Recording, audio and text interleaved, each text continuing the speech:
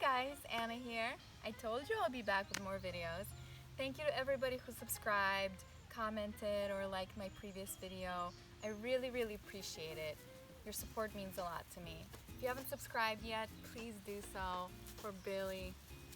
It really motivates me, guys, to make more content. And I really enjoy doing this, so please just support me. I really appreciate it. And I know who you are, and I'll never forget it. Without further ado, today's video is going to be about how I moved to the United States 20 years ago from a third world country, already with a green card. And no, I did not have to marry anyone. So a green card is a permit that the US issues to people from foreign countries in order to work and live in the US permanently. It is very hard to get a green card. I'm sure you've met people at some point in your life who struggle to get a green card, and we're just asking around if there was anybody who was looking to marry someone for tens of thousands of dollars. And thankfully I didn't have to do that. Wow, the wind is really picking up.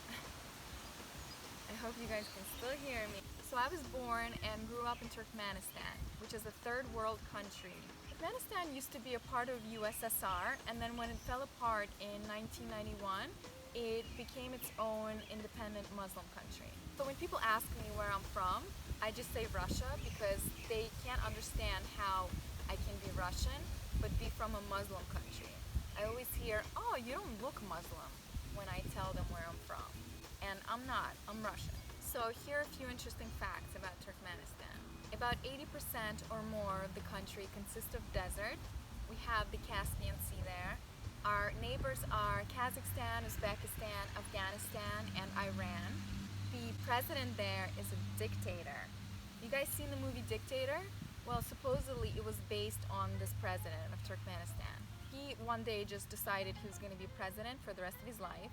He made a bunch of different laws that were just like, what is he thinking? Actually planning on making another video about Turkmenistan, just interesting facts that you guys would find insane. So definitely subscribe if you want to see that video next. For example, he renamed days of the week and months to just random names, like his name, his brother's name, his mom's name, his family member's name, friends' names. Same with towns. He completely renamed them into whatever he felt necessary to fulfill his ego. So now when kids are learning days of the week or months, they have to learn a new concept. It's just like, why? Another thing is when he finally quit smoking cigarettes, he banned cigarettes in the entire country, just so he's not tempted to smoke when he sees a person smoking somewhere on a street. Turkmenistan has a Guinness World Record of the most marble buildings in the country. There's this one building, he rotates with the sun. Like, what? Your country is poor, take care of them. A few years back, I remember J-Lo was paid $2 million to come to Turkmenistan to perform for the president. And she got so much crap for it. And I remember her saying, "Oh, I didn't know." Like, please, of course, you went across the world not knowing where you're going. It's $2 million. I'm sure you knew where you were going. Country is dirt poor. People have nothing to eat. He's just like dropping crazy money on unnecessary things. Turkmenistan is being compared to North Korea all the time. It's just not a lot of people are aware of Turkmenistan. It is very hard to get a visa there to go visit. It is almost impossible. So you can see why we wanted to get the hell out of that country. When I was about 5 years old, my aunt went to the United States to visit her friend. She really liked it here and decided to stay. A few years later, my sister, who is 10 years older than me, decided to go visit my aunt in the United States. They lived in Brooklyn.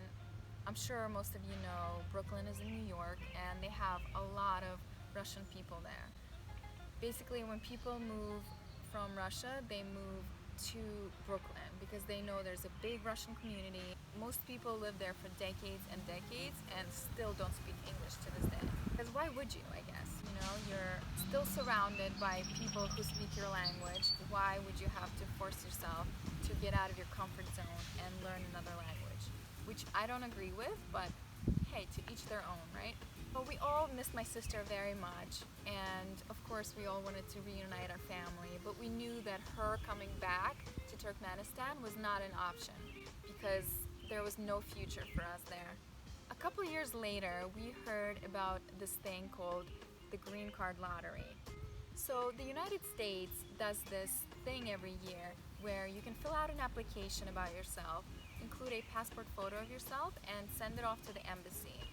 And there, they randomly pick out a certain number of those applications, and if yours won, then you won a green card.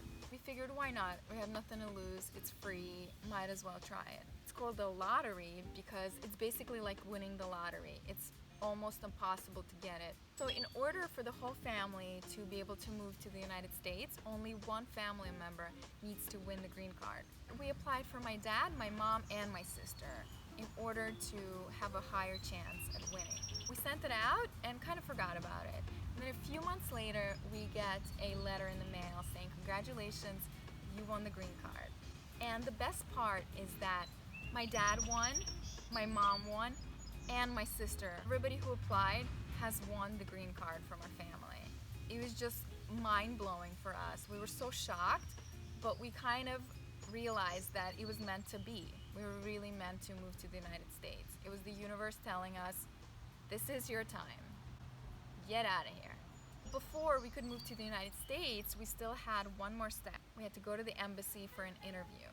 And since Turkmenistan is not really well equipped with these things, we had to fly to Moscow for the interview. I remember it to this day. We sat at the embassy waiting for a name to be called. The interview was conducted by an American, but in Russian. He was just asking us a bunch of different questions, just trying to figure out what our intentions were, because I feel like a lot of people move here under false pretenses and they try to weed those people out. Also, they did a massive background check on us and just knew everything there was to know about each family member. So they were asking questions just to kind of test our honesty. A lot of people actually fail this interview process and then they lose the whole green card as if they never won it at all. At the end of the interview, he congratulated us and said, come back in a couple of years and get your documents. We were thrilled. Of course, we called my aunt, my sister. They were so freaking happy that we were finally gonna reunite. When we came back to Turkmenistan, my parents asked me not to tell anyone. Since it's a poor country, a lot of people are under the impression that if you have a family member in the United States, or let alone if you're moving to the United States, then you must have tons of money. We could have very easily gotten robbed, or I could have gotten kidnapped, which happens there all the time. If you think Russia is bad, people just go missing in Turkmenistan and there's no one to blame. So just in case, we decided to keep it safe and not tell anyone. After our interview, we had 6 months to move to the United States. A few days before our move, my mom took me to my friends' houses to tell them, hey guys, I'm moving to the United States. We might never see you again. They were so shocked. They were like, why didn't you tell us before?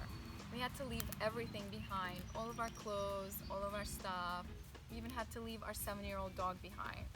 But we had no choice. We didn't even know where we were going. And then finally the day came for our move. We first flew to London. London has the biggest airport in the world, Heathrow. We were so lost. We didn't know where to go. We were afraid to ask people because we didn't really speak English. And I remember my mom and my dad and I just pushing each other like, you go ask. No, you go ask. Somehow we figured it out and we finally landed in New York City.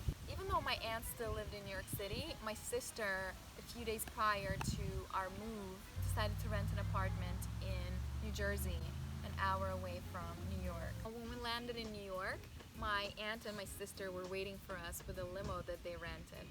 Then we took a 1-hour drive to New Jersey, and I just remember being shy because when my sister left, I was about 9 years old. Now I was about to turn 13 in a few days, and she was 21.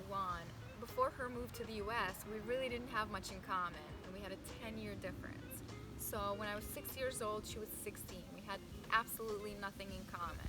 Our relationship consisted of me ratting her out, and then her trying to twist my arm because I would take her stuff or rat on her. I was nothing but a nuisance at that point. She practically helped my mom raise me because when I was born, she was already almost 10 years old.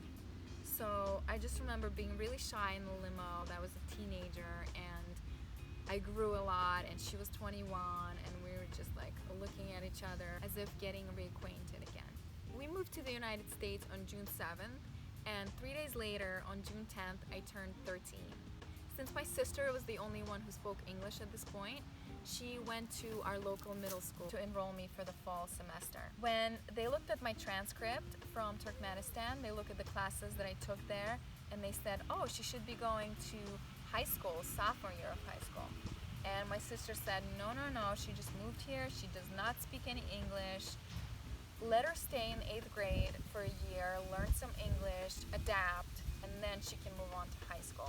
And thank God that she did that. It was a very, very difficult first year. I am glad that we got it over with, and now it's just easier for everyone, as opposed to trying to learn the culture and the language now, 20 years later. So that's it. If you guys have any questions or comments, please let me know. I really appreciate your support, like I said earlier, and definitely subscribe because I will be posting that video about Turkmenistan soon. So yeah, thank you for watching. I hope you guys found any of this interesting. Bye!